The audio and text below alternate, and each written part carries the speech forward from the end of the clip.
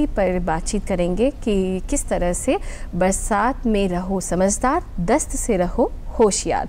और हमारे साथ इस विषय पर बातचीत करने के लिए जुड़ी हुई हैं डॉक्टर नेहा राय। मैम, आपका बहुत बहुत स्वागत करते हैं कार्यक्रम में।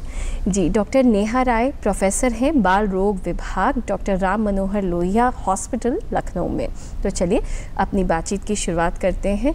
और डॉक्टर नेहा, हम पहले तो आपसे ये जानना चाहेंगे, चूँकि बात दस्त की हो रही है, तो अगर हम छोटे बच्चों में ख़ास तौर से बात करें कि उनमें दस्त के क्या क्या लक्षण हो सकते हैं, क्योंकि नॉर्मल स्टूल भी दिक्कत कर सकता है, लेकिन दस्त है ये कैसे पता चले?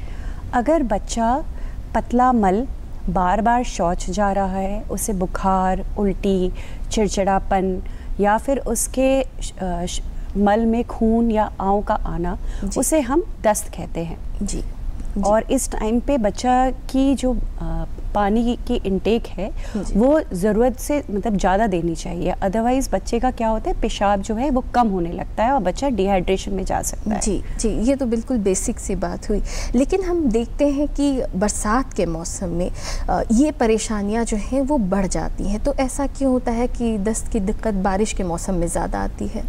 बारिश के मौसम में ना ये एटमॉस्फेयर में नमी ज़्यादा, जैसे हम ह्यूमिडिटी कहते हैं, और ये बैक्टीरिया, वायरस, फंगस, इन सब के लिए बहुत आइडियल होता है ग्रोथ करने के लिए।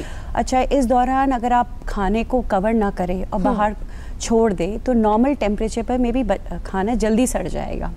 इस दौरान आपको खाने को कवर्ड रखना होगा। फिर मक्खी और मच्छर इस टाइम पे बहुत ज़्यादा हो जाते हैं, वो खुले खाने पर बैठते हैं, उससे बच्चों को इन्फेक्शन होने की संभावना बढ़ जाती है। इस टाइम पे जो जल स्तर है वो भी बढ़ जाता है। तो काफ़ी टाइम पे ये भी देखा गया है कि जो स्वेज के पाइपलाइन है और जो हमारे ड्रिंकिंग वाटर का पाइपलाइन है, उसमें भी कहीं ना कहीं कांटेक्ट अगर होता है तो आपका ड्रिंकिंग वाटर भी कंटैमिनेट या प्रदूषित हो जाता है, तो जल से प्रदूषित हो जाएगा। इस टाइम पे हमें ध्यान रखना चाहिए कि जो जल हम पी रहे हैं, बच्चों को पिला रहे हैं, वो उबला होना चाहिए और या तो फिर फिल्टर्ड वाटर ये होना चाहिए। तो इन सब चीज़ों को ध्यान, इसी की वजह से आप देखिएगा कि जो बरसात के टाइम पे है वो दस्त, जो बच्चे हमारे अस्पताल में भी आते हैं उनमें दस्त की सिम्टम्स ज़्यादा होते हैं। मतलब ये कॉमन है कि डायरिया के पेशेंट्स हमें मॉनसून सीजन में मिलेंगे। जी बिल्कुल। और जैसा कि आपने अभी बताया कि जो वातावरण में नमी है वो एक ऐसा कह सकते हैं बैक्टीरिया वगैरह के लिए फेवरेबल कंडीशन है।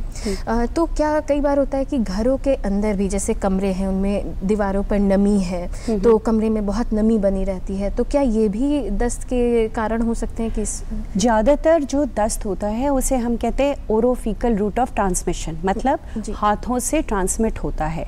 वो आप जो वाटर इनटेक या फूड इनटेक है, अगर वो कंटामिनेटेड या प्रदूषित है तो उससे होता है।